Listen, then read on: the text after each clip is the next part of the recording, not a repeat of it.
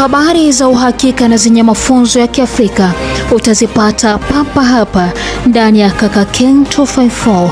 Kaka Ken 254, habari ni hapa. Maafisa wa polisi kaunti ya Kiambu wamewakamata washukiwa 24 kuhusiana na ghasia zilizozuka wakati wa maandamano ya Gen Z mnamo Juni 25 mwaka 2025.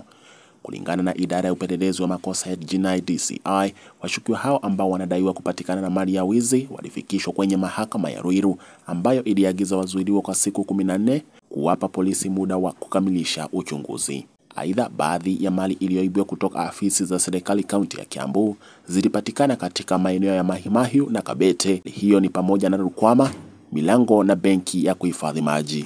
Huduma ya Taifa ya Polisi imetoa wito kwa umma kujiepusha na uharibifu wa mali wakati wa maandamano, ikisema hatua hiyo itakabiliwa vilivyo.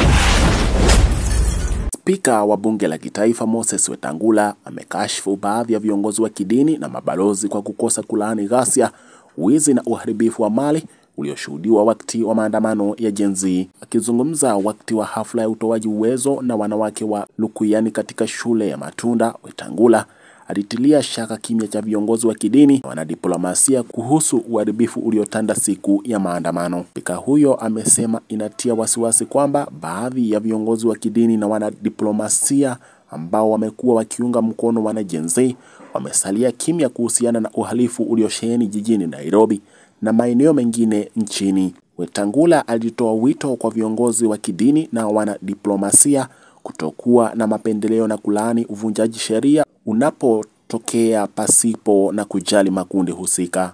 Kwenye tukio lisilo la kawaida, spika huyo alionya aliyekuwa jaji mkuu David Maraga dhidi ya kuhusika kwenye maandamano ya kisiasa, akisema uwepo wake kwenye maandamano ya Gen Z jijini Nairobi ni wa kutiliwa shaka.